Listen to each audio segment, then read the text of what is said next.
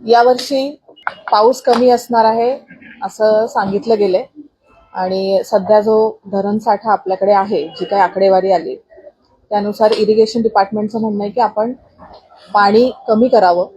तर आम्ही पुणे महानगरपालिकेचे सगळे जे अधिकारी आहेत त्यांना काही सूचना दिल्या आहेत की आपल्याकडचा पाण्याचा वापर कसा कमी करता येईल याकडे आपण लक्ष द्यायचंय.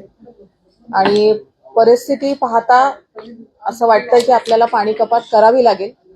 त्याचा निर्णय आम्ही पुढच्या आठवड्यात घेऊ. साधारण सोमवारपासून करावा लागेल असं वाटतंय.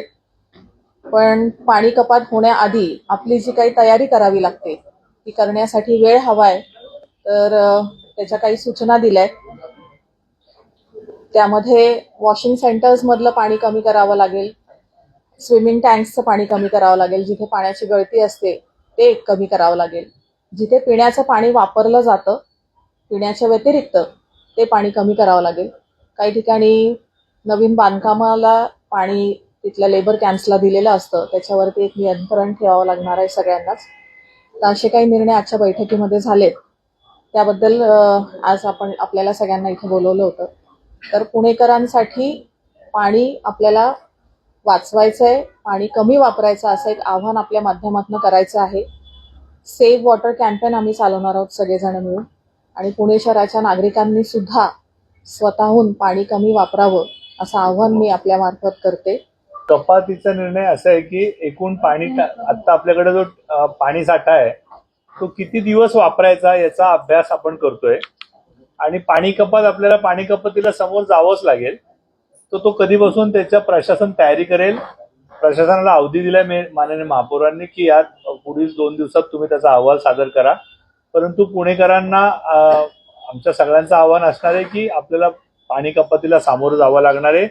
त्याची मानसिकता पुणेकरांनी करा. पाणी कपातीला परवानगी दिली असं नाही. आपल्याला जर पाणी कपात करायची असेल तर प्रशासनाला अवधी दिला आहे तयारी करण्यासाठी.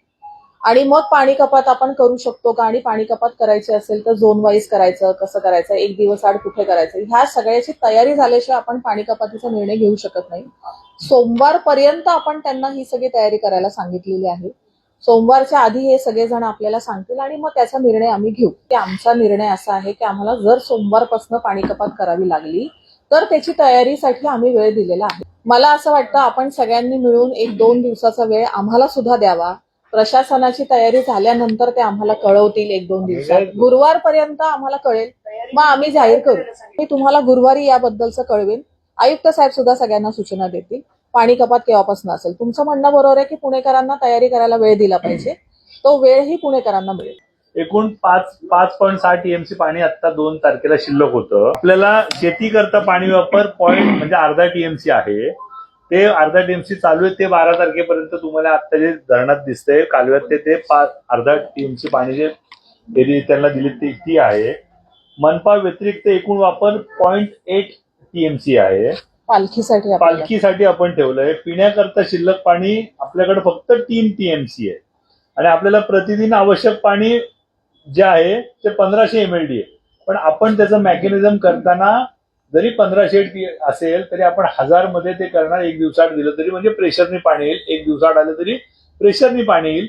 याची सगळी तयारी प्रशासनाला करायला सांगितली आहे की कारण जर का पहिल्या दिवशी पाणी आलं रेग्युलर आणि दुसऱ्या दिवशी नाही आलं, तिसऱ्या दिवशी एअर पकडला तर पुन्हा प्रॉब्लेम होतो. म्हणून त्यात एक्सेस पाणी दुसऱ्या दिवशी देण्याच्या दृष्टीने एक माननीय महापौरांनी सूचना केल्या आहेत. त्याचा एक प्रयोग, त्याचं सगळं मॉडेल खातं तयार करतंय. ते आयुक्त आणि माननीय महापौरांकडे ते सादर करतील, पक्षनेत्यांना देतील. आणि जवळपास ह्या मानसिकतेत आम्ही आलोत की आम्हाला पाणी कपात करावी लागेल. फक्त ती कधीपासून करायची हाच मुद्दा आहे. तर त्याचा रिव्ह्यू ह्या 2 दिवसात करून आम्ही तो करू.